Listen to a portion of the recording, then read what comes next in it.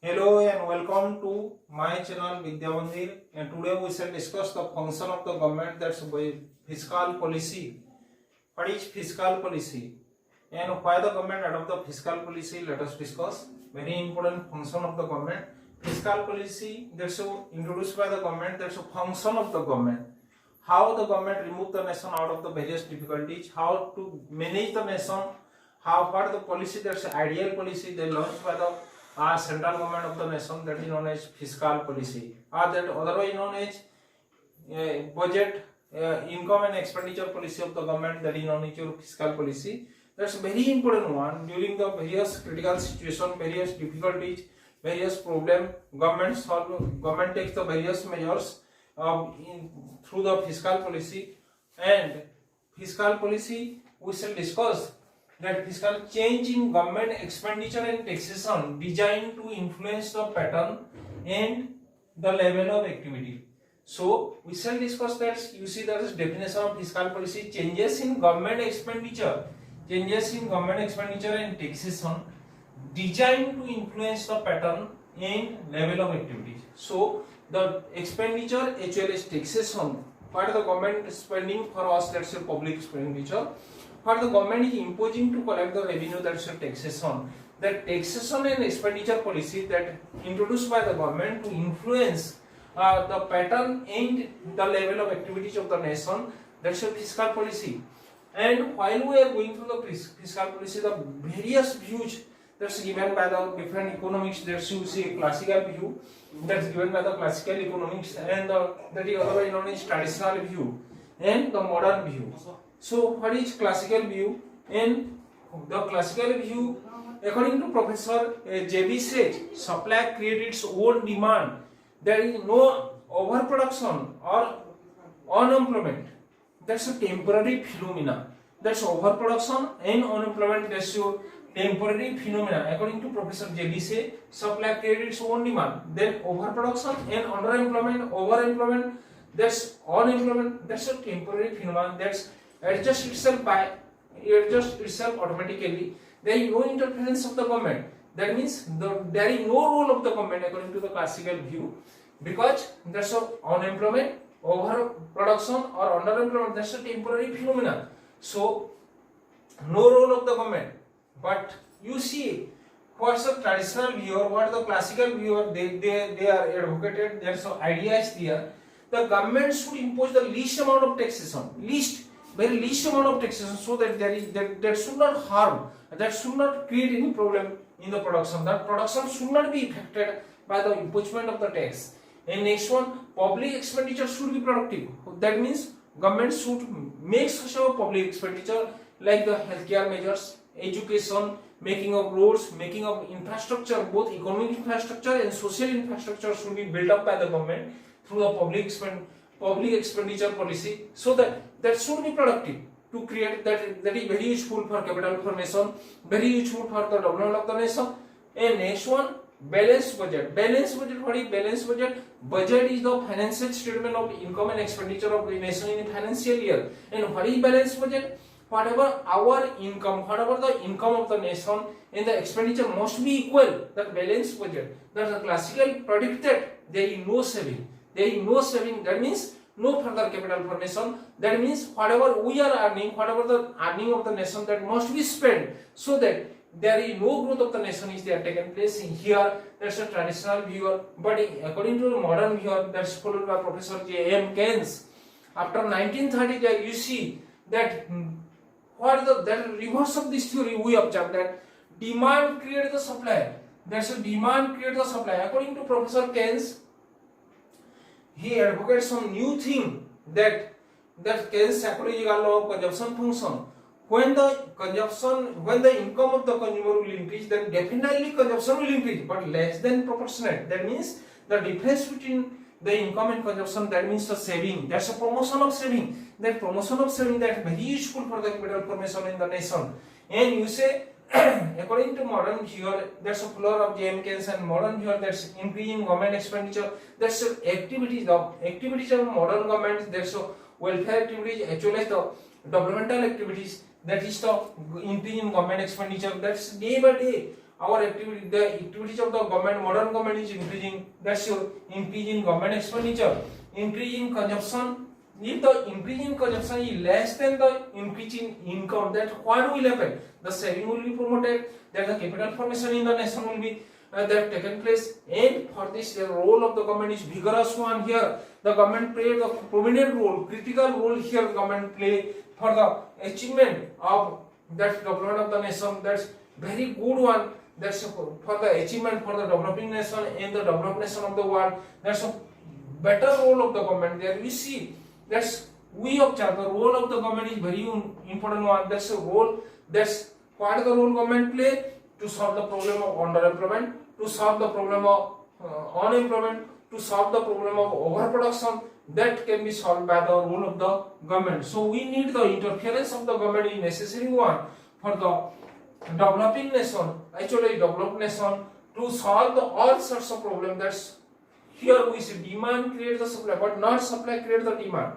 And let us we shall discuss role of the fiscal policy. What are the role of the fiscal policy? Actually the role, the achievement of full employment. Full employment means employment of resources. What we have the existing resources, we can create the new resources for the nation, and the proper utilization of resources, both man-made human resources, actually the non-human resources that can be created and that can be properly developed, and that's your full employment is necessary one for the developed nation of, actually the developing nation of the world. Full employment is necessary one. That full employment can be achieved by the fiscal policy, employment of manpower, actually the other resources, land resources, mineral resources that properly utilized, that is done through the fiscal policy.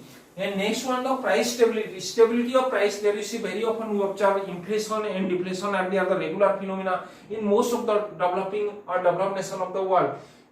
Hyperinflation that damage the economy, that's we see. But mild inflation that encourage the producer to produce more, because and that very useful, and that cannot harm for the nation, because there is inflation in between 2 to 5%. That's very useful for the nation, because the producer are encouraged to produce more, that the productivity in the nation will increase, that the price stability that can be achieved through the fiscal policy, and that so neither we can increase. And while deflation, government take the measures first to increase the price of the commodity. So measures, the price stability is very important one for the nation. Accelerating the economic development of the nation. How can we accelerate the economy? Proper utilization of resources, that is the best way. Proper employment, that's the best way for accelerating the economic growth of the nation. Proper utilization of resources, better employment to the people, and remove the all sorts of unemployment in the nation, poverty of the nation. That will solve the acceleration of the economic growth. And next one, optimum allocation of resources. How can you allocate the resources to various sectors for the education, health, then development of infrastructure in various sectors, and the proper rewards to the various factors of production. That's the allocation of resources. That's very important one for the economic growth of the nation. That's and next one, equitable distribution of income and wealth. How can we distribute the resources equitable? That's to bring proper distribution of resources in the nation. That is taxing highly to the rich people. Progressive taxation, very important one for the developing nation. In progressive taxation, the direct tax, there you see rich are having more paying capacity as compared to the poor people of the nation. So rich will pay more tax and poor will be exempted up to some extent, so that the divergence, that the gap between the rich and poor will come into that will reduce, so that there's a distribution, equitable distribution of resources and wealth. Equitable distribution of income and wealth, that's properly taken place. Because of that equitable distribution, how? Taxing the rich more and taxing the poor less. In economy like India, that is the best policy. And next one, economic stability. To stabilize the economy may pass through the various phases. There you see you people see that economy may go through the depression, the economy may go to the prosperity, and that should bring the stability in the economy. Now suppose you are observing the state, at present we are observing the serious situation of all the global slowdown due to the coronavirus. That what we observe, the government should take the step to stabilize the economy. Economic stability is very important one. Not to how to remove the economy out of the depression by the various rehabilitation scheme, are introduced by the government and subsidy are given by the government, so that it can remove it can to rehabilitate the financial sector of the nation, to rehabilitate the other industrial sector of the nation. That's a very important one to bring the economic stability of the nation. And next one, capital formation and growth. Without and unless there is the capital formation, that there is no growth of the any nation of the world. That capital formation that is taken place through the one thing, that's the capital formation that is taken place through the promotion of saving. Promotion of saving is very important one. That's that promote the capital formation of the nation. And next one, encouraging investment. We must to promote the small investment as well as the large investment in the nation. Unless and until there is the investment, that's we cannot, there the capital formation is not taken place. So investment in various sectors, that we observe various industrial sector, that creation of infrastructure, both economic and social infrastructure, there is investment in necessary one for further production, with it had for further production. So the fiscal policy having the role, that's a 8 role, that's a full employment of the economy, price stability, accelerating the role of rate of economic development, optimum allocation of resources, equitable distribution of income and wealth in the society, economic stability, capital formation and growth, encouraging investment. Those are the various steps taken by the government to bring the nation in a right track, right channel. Now we shall discuss regarding the what are the instruments the government is using to achieve all these objectives. Let us discuss. So what are the instruments, what are the weapons of the fiscal policy? First one, government budget. What is a budget? Budget is the financial statement of the nation in a financial year. What is a financial statement? First, the government is earning and what amount government is spending. That's a financial statement of the government. The financial statement. So we observe the government can advocate 3 types of budget: the balanced budget, the deficit budget, or surplus budget. There are 3 types of budget the government may advocate in the nation. For in the case of developing nation like India, there we see deficit budget very important one, because there if we have to promote the capital formation, we will promote the investment, we will promote the development of the nation, we need the extra capital, because there is deficiency of capital in the nation. So we need extra capital. Either there we may deficit financing, or we may bring the loans from inside the nation or outside the nation. That's a necessary one for government budget. There's a deficit budget is very important one. For the nation like the developed nation, we go through the balanced budget, very important one, that income must be equal to expenditure. And surplus budget can be advocated during the period of inflation. But what my point is here, the deficit budget is very useful for the nation like India. That's bring the stability, that bring the improvement of the nation. Next one, taxation. There are 2 types of taxation: direct tax and indirect tax. What we are discussing regarding the direct tax, the taxation should be progressive one. If it is progressive, that's remove the inequality between the income and wealth between the rich and poor. Actually, it promote the economic development of the nation. So taxation, there's both direct tax, indirect tax. The indirect tax should be more in the case of costlier item, most in the case of luxurious item or comfortable item, whereas there's a minimum one for the necessary items. And there's a taxation for the, you see, direct tax should be high. That should be progressive. That's a rich should pay more tax and poor should pay less tax, so that there are difference between the inequality in distribution of income and wealth between the rich and poor should be reduced. And next one, public expenditure. Public expenditure is the base for the development of any nation of the world. Public expenditure, there you see, there's both we of the developmental expenditure as well as the non-developmental expenditure. Developmental expenditure is useful, like the making of dam. That's we are having better return in the future. That is developmental expenditure. The expenditure on education, the expenditure on direct project, there's a DPA, directly productive activities, that should provide better return for the nation. Factory, plant, railway sectors of the India, there we see better return. That's a developmental expenditure. Actually, non-developmental expenditure, this is emergency, that is imminent for the nation. I say that's a defense, internal security, police force. There's government is spending huge amount for the defense of the nation, healthcare measures of the nation. That is also necessary public expenditure. Then public work program. Government should do the work. Government should take the measures to make the successful works in various sectors to develop a particular area. There's a regional imbalance are there. Some states are highly developed, some states are poor. Suppose you state compare the state like Maharashtra and Odisha. There, so Maharashtra is highly developed, highly industrialized state, whereas Odisha is backward state. So duty of the government to rehabilitate state like Odisha, to remove the problem of unemployment, to start better industrialization, to start better transport system, to start development in the field of IT, development in the field of education, so that the equality between the different states will be taken place, and that the better development of the nation will be taken place. And last one, public debt. Where the government raise the debt either inside the nation or outside the nation, government can take the loan either from the either from the bank or from the public or from the other sources. Government can raise the loan, internal loan. Actually, government can bring the loans from the other nation, the world, and that loan should be productive or unproductive. Productive loan having better return in the future. Unproductive loan, very dangerous one.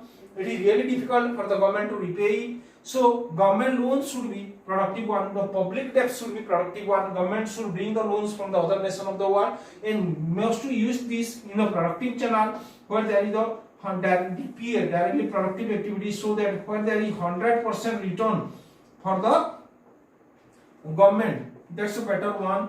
Now we shall discuss. So the instrument of fiscal policy, you people understand that better. Well, in a proper manner, government budget, taxation, public expenditure, public works, and public debt.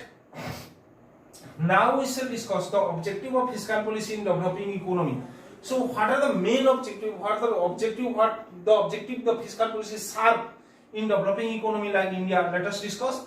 Economic development with minimum consumption. We see that there are minimum requirement we can fulfill because of there is no adequate resources, there is no sufficient resources in the nation. So we have to fulfill the minimum requirement of ours, and the what amount we can save in the form of then Narendra Modi that's promoted the Dhanjan Yojana. That's the promotion of the minimum saving by the people. And that minimum saving that collect together to make a lot of amount, and that is very useful for the development of the nation. That our economic development that based on the saving of the people, that we must have the minimum consumption and promote the saving. That's very useful for the capital formation in the nation. Capital formation that can be taken place by utilization of resources, by utilization of capital in different productive channel where there is a long return. Suppose the dam project is there, there's a highway project is there, making of railway, that's having long return, electricity generation having long return for the nation.